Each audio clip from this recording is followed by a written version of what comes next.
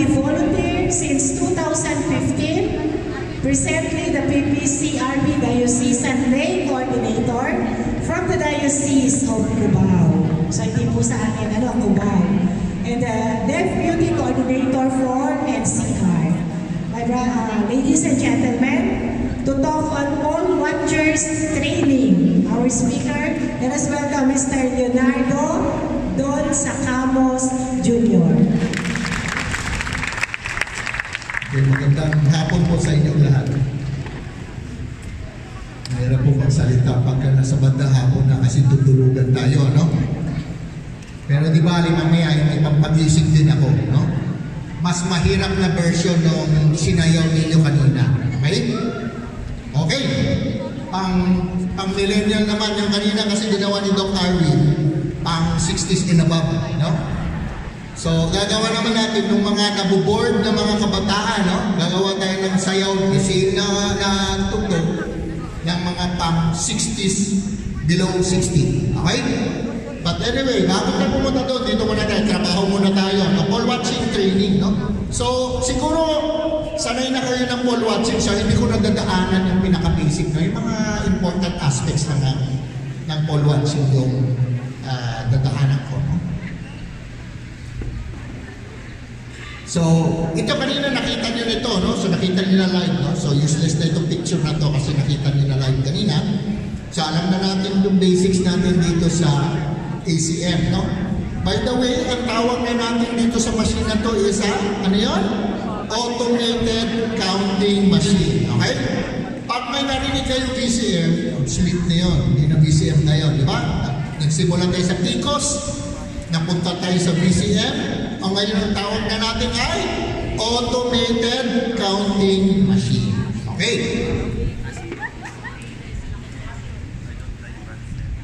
So ano yung mga basic things na kailangan? Kanina, no? Importante, no? Na-emphasize na ito ng paulit-ulit. Ang best friend dapat ninyo ay yung electoral board. Ha? Best friend, hindi lang friend. Okay? BFF. Okay? Kailangan BFF ninyo yan.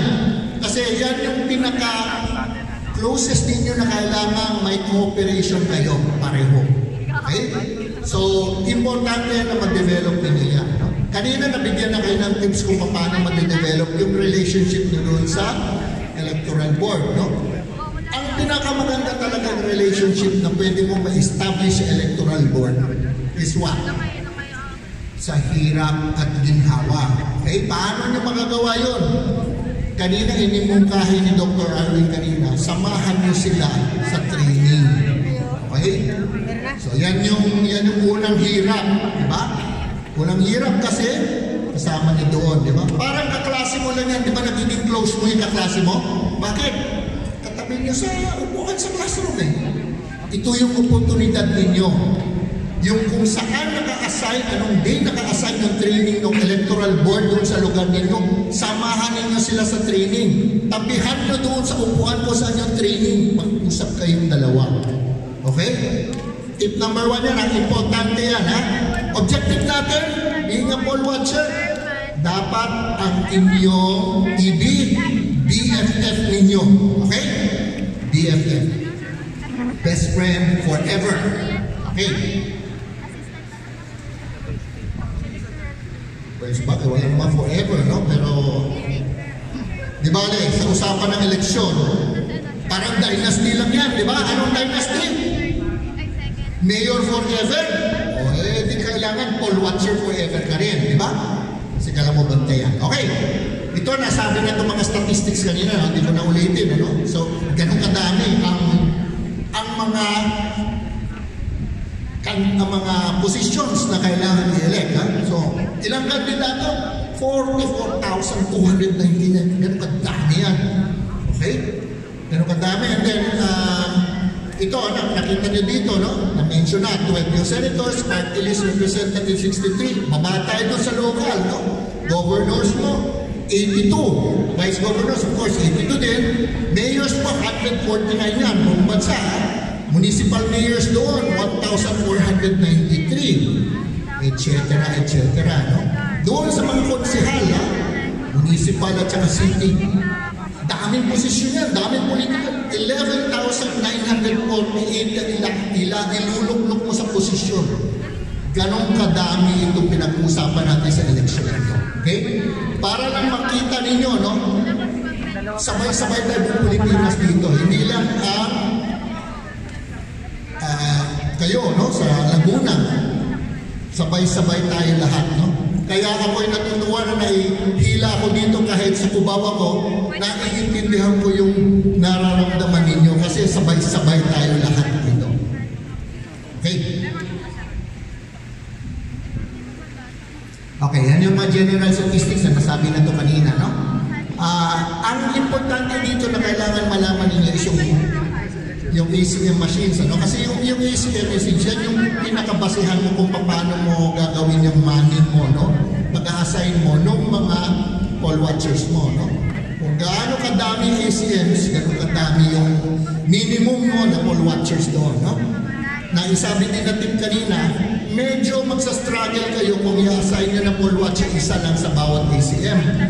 Kasi remember, ang takbo nitong election na to is from 5 a.m. okay, to 7 p.m. Diba? Bakit? Kasi 5 to 7 a.m., 5 a.m. to 7 a.m., yan yung mga senior citizens on. 7 a.m. all the way to 7 p.m., yun ang the rest of the people. O hindi pa tayo tapos dyan. Pagtapos sa 7 p.m., ano mangyayari? Bilangan. Bibilang mo yung makina. O di, tuloy-tuloy pa kayo dyan. No? So, ang ideal, at least, dapat meron kayong dalawang shift doon. Umaga, tsaka yung hapon. Para hindi kayo tumaob. Okay? Kasi anong sabi kanina doon? Kahit yung sabi ni Iyo, di ba? Kaya nandyan ang PPCRBO, wala, tuloy ang eleksyon. Hindi kayo aantayin yan. Tuloy-tuloy yan. Whether may witness o wala, hindi titigil ang eleksyon para sa PPCRB at para sa inyo. Okay? Malinaw yan, ha?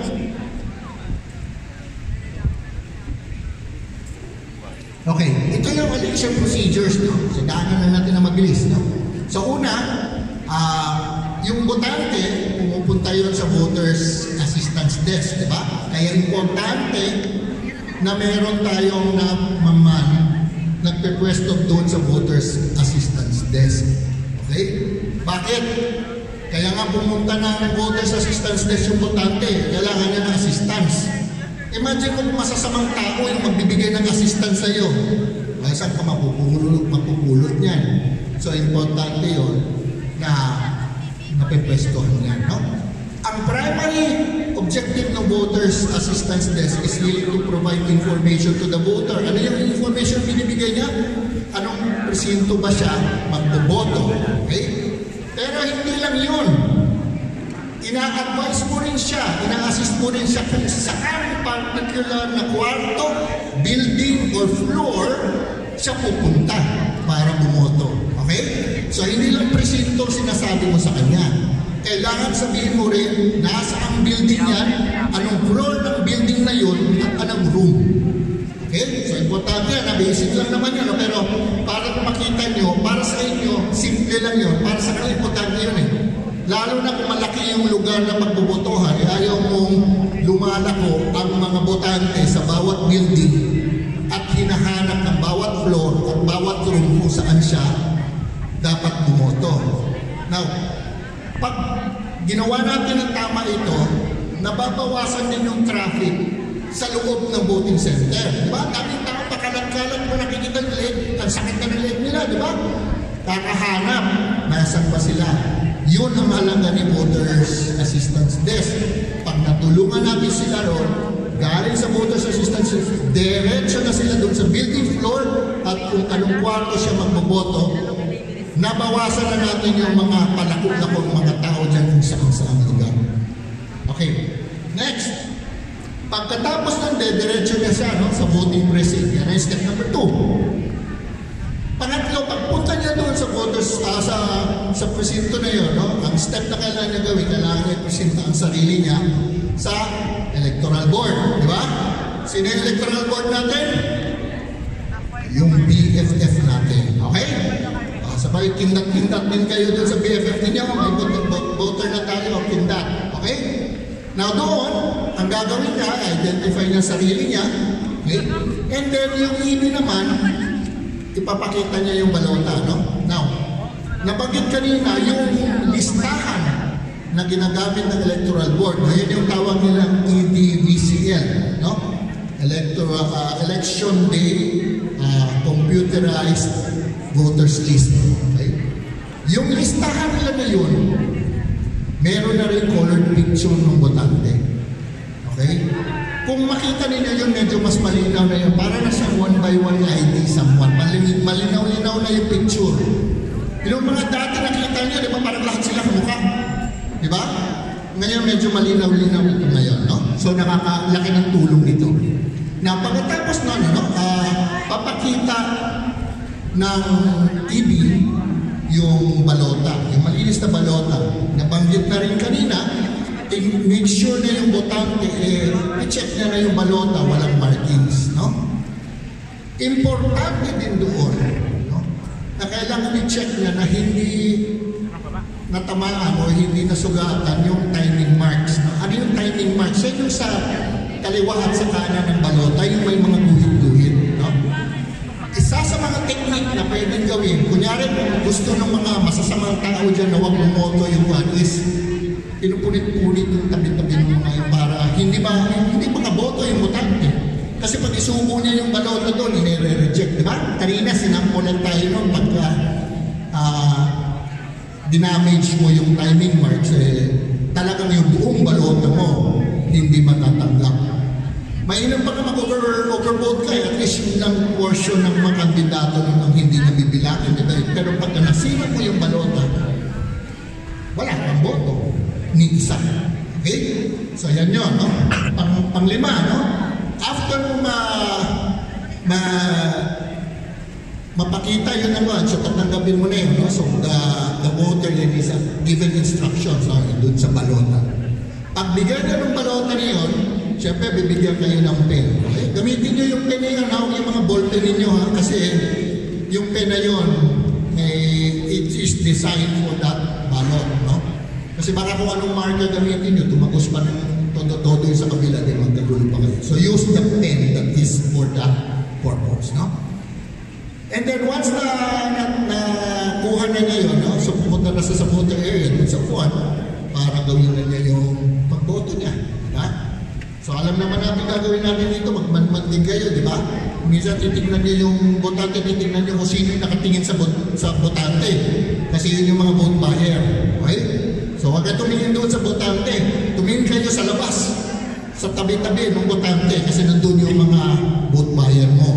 Okay? Usually minsan ang pangalan ng vote buyer, Paul Watcher. Okay? Okay, now, tuloy natin ha, so bantayan ninyo. Kasi nagbibilang yan eh. Di ba, kinakaroon kayo yung mga kakonsyapa ng botante, binibilang niyo ko nung mga pumunta sa precinct at hindi na babayaran yung hindi nagpakita. Depende sa diskarte. Okay? Next. So pagkatapos pagkatapos na yung boto, pupunta na siya ngayon sa ACM machine para isubo niya yung balota niya, no? So mahalaga doon para hindi malaman ng kahit nino kung ano yung sino ang mga binoto niya doon. So meron yung tinatawag natin vote secrecy folder, di ba? Nakatakip doon, tapos yun, sinusubo yung balota doon para mabawasan yung pagkakataon ng kahit sino na makita kung ano yung mga minarkahan niya doon sa balota. Next, pagkatapos na gawin yun, okay, so nakita niyo naman kanina na lalabas sa screen kung ano yung na-scan ng ACM. So, i-verify ninyo doon, i-verify ng botante doon. Kung yung mga na-scan ng makina, mapakita niya kasi yung actual screen, di ba? Meron din siya nahawak yung tawag nating VVPAT, di ba? So, ano yung VVPAT? Voters Verifiable Paper Audit Trail. Yun yung papel, no? Dati wala tayo yung screen, meron lang tayo VVPAT. No? So, ngayon meron na VVPAT, meron ka ng screen. So, ginagawa nun, i-verify lang na para lang yung confidence niya mas mataas. No? Alam naman natin nangyari sa previous na election, di ba? Tama yung binoto niya, kinuha niya yung VVPAT. nagkaka-memory loss. Di ba? Ito ba binoto mo? Yun naman talaga binoto niya, di ba? Pero magdadududa siya ulit. Ito ba binoto mo? Dito, ma-reinforce niya yun. Kasi nakikita niya sa screen yung binoto niya eh. Ma-match niya doon sa BBPAT. Then match na sila. Then mas maiwasan natin yung mga nagkakaroon ng mga memory loss. Okay? Kasama na ako doon. Okay. Next. So pagkatapos nun, na-verify na niya, ko-confirm niya yun. Yes, gano'n. Tapos, again na-mention na kanina, meron ka lang 15 seconds doon, tsaka 5 seconds kaya pagbaliktad nung sa party list. And then, okay na yun, no? And then, importante, ihulog nila yung VVPAT nila doon sa receptacle, no? So, alam na natin kanina yun, na-demo na yan, no? And then, pagkatapos na, no? Tuloy na yung voter, soli na niya yung pen niya, okay? Tapos, meron yung pinipirmahan doon sa EDBCL, yung bago siya alis, tapos, indelible ink. So, yung mahalaga pa rin yun, ano? Huwag niyo kalimutan na huwag siya umalis ng voting area na wala yung indelible ink sa daliri niya. And then, okay na. So, gano'n lang yung proseso doon, ano? Wala namang pinagkaiba doon sa dati. Ang pinagkaiba lang is that extra step na nakikita nila yung balota nila sa screen ng ACM. Yun lang nga nadagdag doon, no?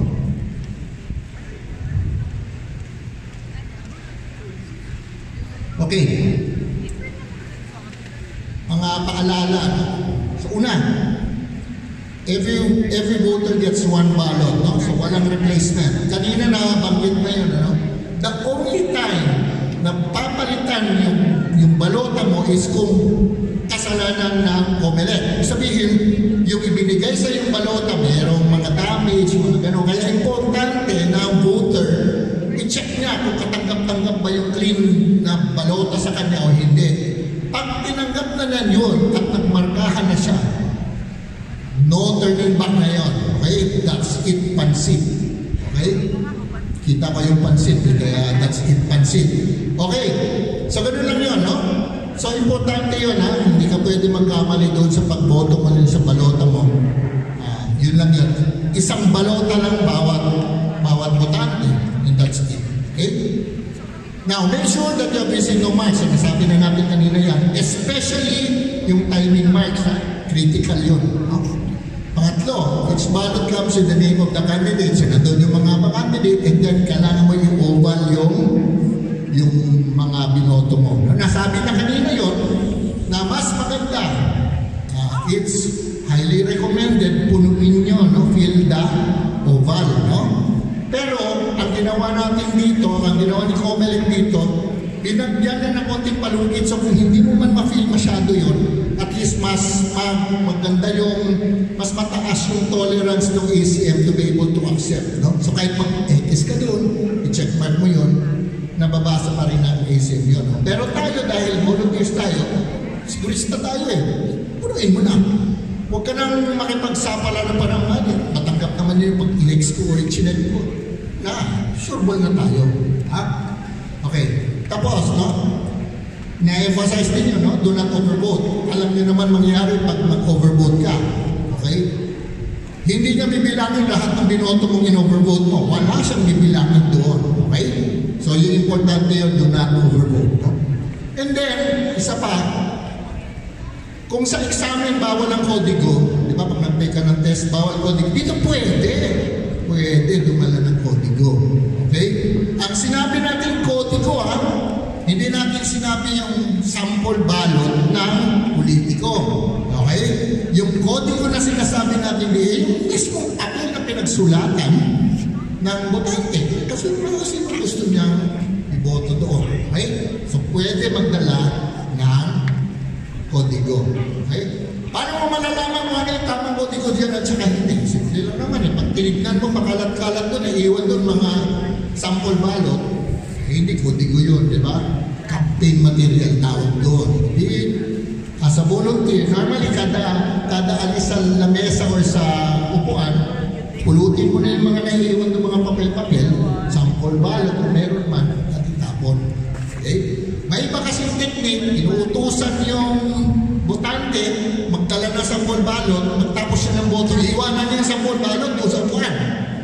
O di para yung sunod na upo, wala naman siya magboto, nakita niya sa balot, yun ang botohin niya, di ba?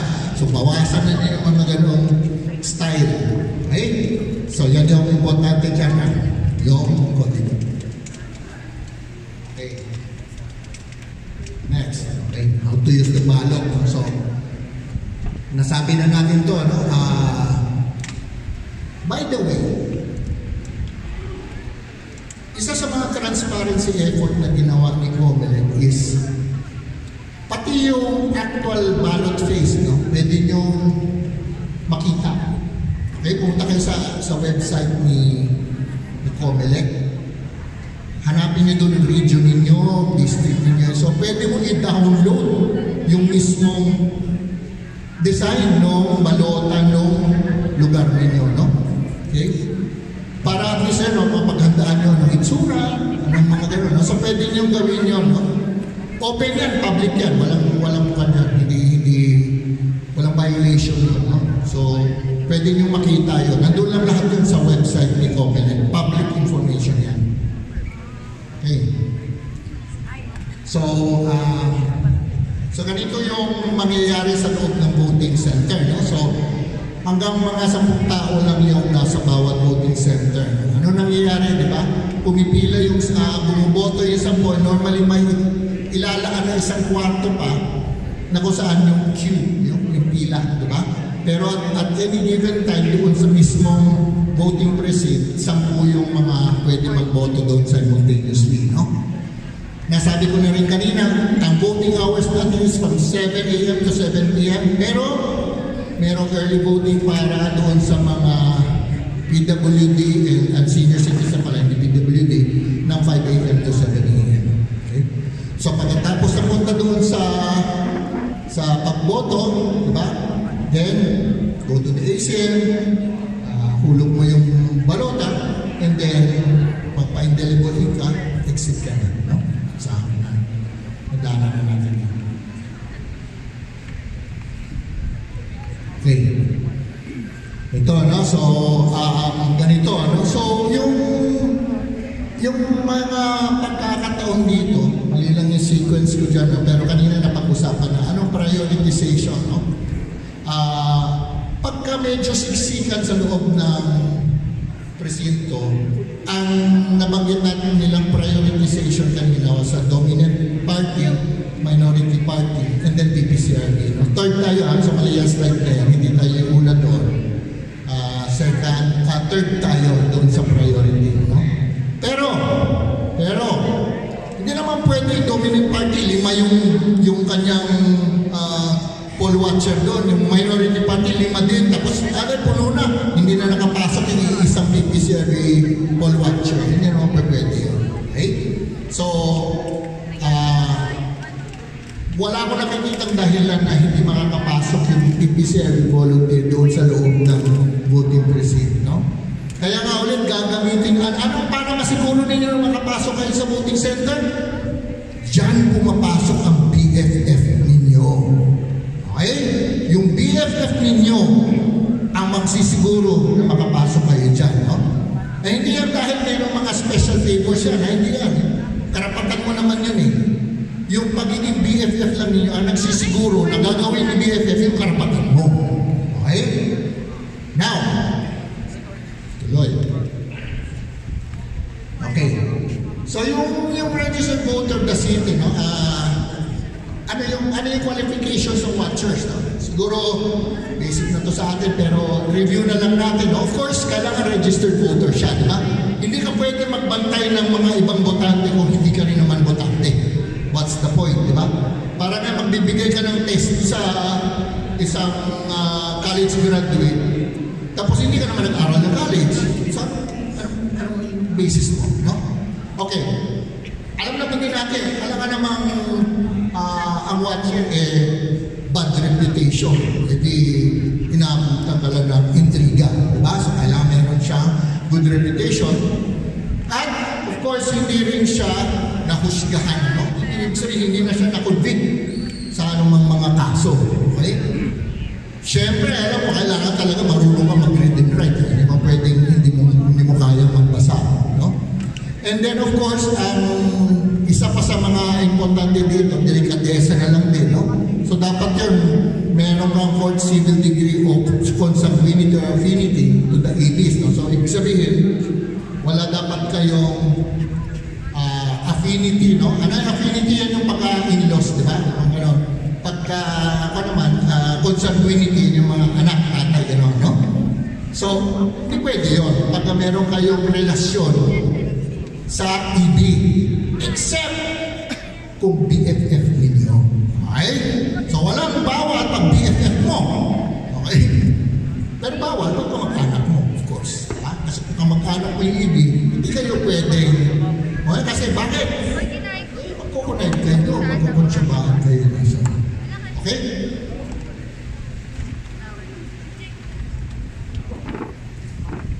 Okay. Importante din of course na sa poll watcher o sa volunteer, meron kayong legitimacy, di ba? Kayo legit kayo.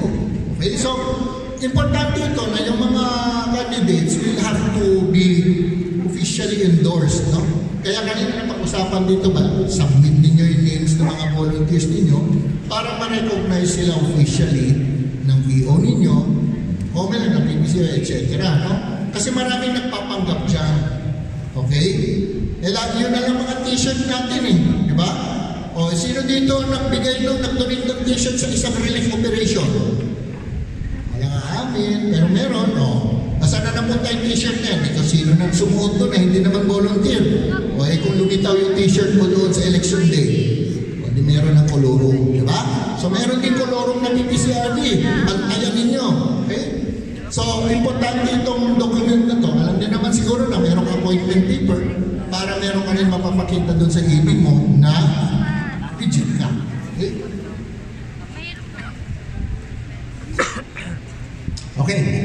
So, anong duties ng watchers? No? So, una, nung gagawin nyo, so nabanggit ko na kanina, no? Pagka-start ng election day, deliver nyo yung appointment to the chairperson, nung inyong appointment papers para ma-record niya na kayo yung assigned doon. No? And then, ang role ninyo doon is really to observe. No? Okay? Hindi para makipagtsikahan kahit kanino at sa mga EB. Okay? Alam ko, BFF na ninyo, yung EB. Okay lang yun, magtsikahan kayo mga tao sa eleksyon. Okay? Pero for now, panatilihin lang yung tahimik yung lugar. Kasi syempre, magandante, focus, mga gano'n. Yung mga EB, syempre, busy pag-asikaso mga papeles. Huwag na kayo dumagdag sa kaguluhan doon. Okay? And then, of course, yung watchers that represent the dominant party and minority parties, no, if available, affects their signature. So, meron kayong participation doon. No? Nagpipirma-pirma kayo doon sa mga, yung mga witnesses ng mga documents ni COMELEC at saka mga iba pang mga paraphernalia doon. No? So, huwag kayo magulat. Pareho pa rin yan. Nagpipirma kayo, nagtatampar kayo, and so on. Importante lang kasi doon is na i-document din ng EB na talagang may tunay na witnesses doon. No? In flesh and blood that is there, that witness this. No? Okay.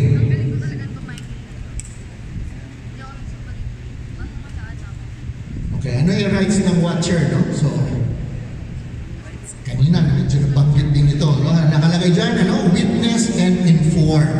Okay? Ano ibig sabihin ng witness and inform? Witness, kita mo, at magre-report ka.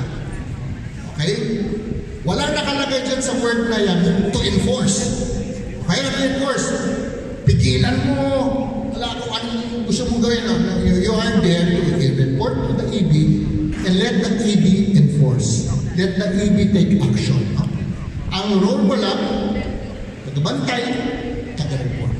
Now, kung nagtuloy pa rin naman at in-ignore ng EB yun, kasi natin, nag-report ka eh. Mananagot siya sa batas pagkatapos nitong lahat. Okay? Kanina lang na-mention, pag nag-report kayo, dapat available din kayo pagka tinawag kayo at witness. Kasi kakasuhan ni COMELEC yung mga violation na yan. So, hindi natapos yung trabaho mo by reporting. Kasi pag na-actionan yun at they actually go build a case against that EB, they will call again those witnesses that have reported to appear in court. Okay? Seryoso yan. Nag-report kayo, seryoso kayo. Pag kinasuhan yan, seryoso din yun. Make sure na dyan kayo pagka tinawag na kayo as witness. No? Kasi pag hindi, ito po yung mga kaso, nadi-dismiss ang kaso. Kasi walang witness eh. Ni-report, pero hindi naman naging witness. Bali, wala. Ang tawag mo doon, in legal parlance, no? Ang tawag nila doon, hearsay. Chismis. Yun lang po yun. Okay? Eh, chismis, wala po yung kagat sa any case. So, kailangan po talaga may follow-through. Kailangan mag-witness kayo. Okay? Isa pa. Taking of photographs, no? Mention na kanina. You can take photographs, videos of the proceedings. Okay? Yung pangyayari. Ang hindi nyo lang pwedeng gawin una ng picture video, yung actual ballot. Lalong bawal na nag-take ka ng picture, pati yung mukha ng botante, ikinunan mo ng picture. Anong tawag doon? Proof of purchase. Ano yung proof of purchase? Yung vote buyer. Yan ang proof of purchase nila. Huwag mong bigyan ng ganong pagkakataon yung mga nag-vote buy na magkaroon ng proof of purchase. Okay? So, walang picture doon sa balota. Okay. Ano pa, no? Na-mention na natin ang file a protest against any irregularity. No? So, may duda kayo, file nyo yung report. Now, wala naman pong problema kung at the end na-result nila. It's not an issue yan. Kung mahalaga, nag-report tayo. Hindi ka naman mape-penalize kung yung ni-report mo hindi naman nakita ng COMELEC na material, no? Ibig sabihin, hindi, na okay lang yan, no? So, okay lang yun. So, huwag po kayong matakot na mag-report dyan. Kung tingin ninyong irregular, report nyo. So, okay lang po yun. Wala pong balik sa inyo yun, no? Okay, another is you have to obtain yung EB a certificate to the filing of such protest, no? Sa bandang dulo po kasi, meron yung opportunity na tatanungin ng EB. No? Ano yung mga protesta nila, file nila. So, fill up nila lahat yun, bibigyan kayo ng resibo doon. Importante yun. Bakit? Kung seryoso talaga yung mga complaint nyo, kaya may follow.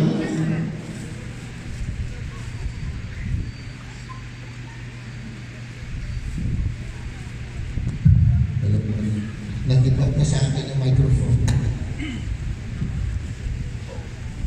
Dami ko na daw sa...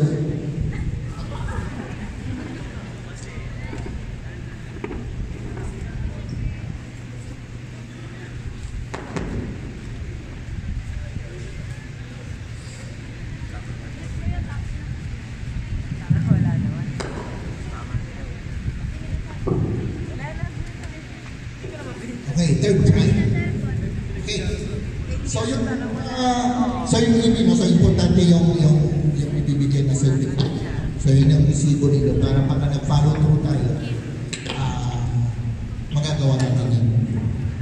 And by the way, yung mga nire-report nyo, hindi naman kayo nag-iisa doon, no? Kasama nyo yung buong institusyon ng PPCIB dito. So huwag kayo matakot, no? Lahat po tayo nakapapag dyan. Mag-test sa mga ganong mga bata. Okay? Pagod na rin yung microphone. Okay, ano pa? Okay, isa pa mahalaga yung tinatawag nilang FTS, no? Final Testing and Sealing, no? So ito yung nangyayari bago ng election. So usually mga 1 week before or even 3 days before, no? Ito yung pagkakataon ninyo na may test ninyo na yung makina na gagamitin ninyo, gumagana. May test din ninyo doon, madidetermine ninyo kung yung makina na tumatama ng nagka-count ng tama. Okay? So baka naman yung math ng makina hindi tama, then doon yung madidiscover nyo, no? So importante po yan na i-assign ninyo yung mga volunteers nyo na poll watchers to witness this. Kayo din naman, magmamak election kayo doon. Yung ginawa natin kanina, ganun din ulit. No?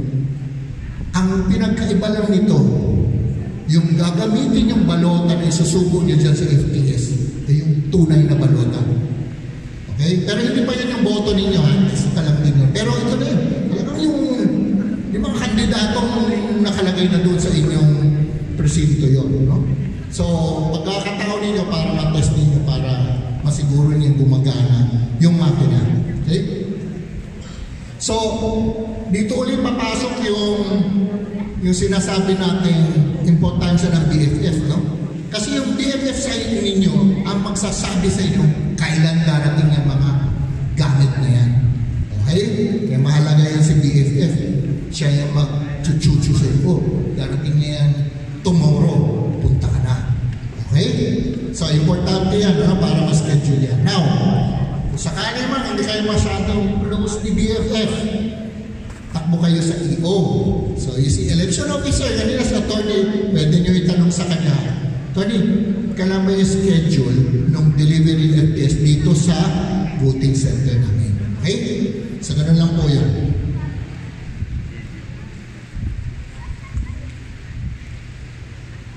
Okay. So, ano nangyayari doon sa FTS? No? So, sisimplihin na lang natin. No? So, ang una doon is, ang kailangan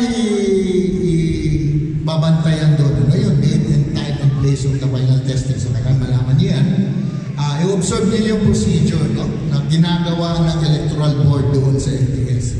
Yung gagawin niya doon sa FTS is parang yung initialization na gagawin din niya during election day. Pareho lang yan, no? Mahalaga doon sa procedure na gagawin niya sa FTS, yung tinatawag natin zeroing, no? Yung initialization test. Kailangan din, pagdating ng eleksyon, masiguro ninyong ginawa nila yan. Ano mangyayari pag hindi nila ginawa yung zeroing during election day? Sabihin, may mga laman na. May mga naboto na doon. Ano yung mga naboto doon? Yung sinampul-sampul ninyo during FTS. So, kailangan maklin yan. Okay? Remember, sa same machine, di ba? Pag FTS yun, although kasama sa procedure dito, pag zero out, magboboto kayo, pag-election, di ba? Tapos, isi-zero out uli nila yun. Yun yung buong FTS. Pagdating ng election day, kasama sa procedure ng election day, procedures nyo, ang pag-zero ulit ng ACM. Importante lang na masiguro ninyo na magawa yung procedure na yun. Okay? Okay? And then, of course, gagawin nila sa FTS, gagawin nila yung mga seals ulit at saka pag-wrap ng ACM. No?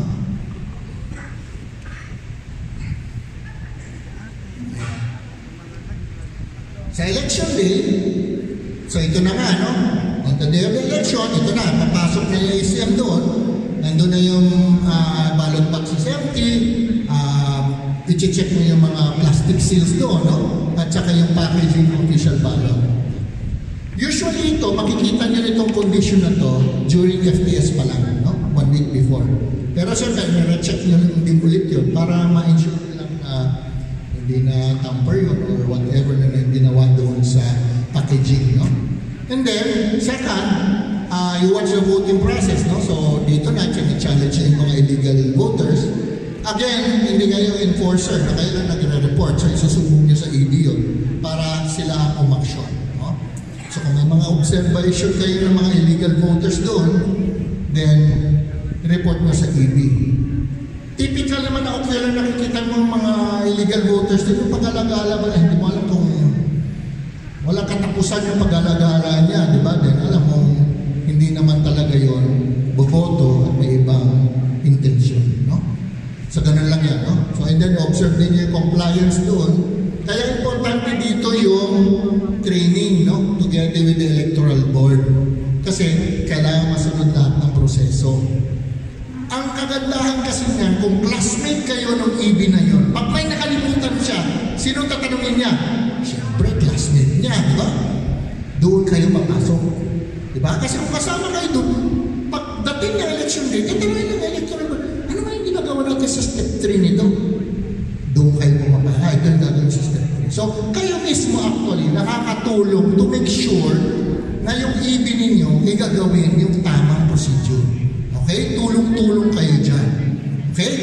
Yun yung kahalagahan nun. Kaya importante talaga talaga na alam ni EB, hindi kayo ang kalaban.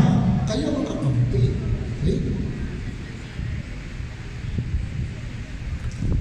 Okay, so then i-monitor yung compliance, no? According to the general instructions, no? Yung general instructions, nabanggit na rin kanina, makikita mo yun doon sa website ni COMELEC, no? Siguro na-distribute na rin sa inyo yung general instructions. Okay? Alam ko mahaba yung general instructions, no? Madami-daming pahina ng basa din yun, no? Pero kailangan intindihin, no? Pero yung magtsagaan nyo na lang basahin yun, kung medyo challenge yung English nung nakasulat doon sa general instructions, tanong nyo na ng mga kapwa-volunteer ninyo kung paano pag-intindi mo. Para at least well-informed din kayo, no?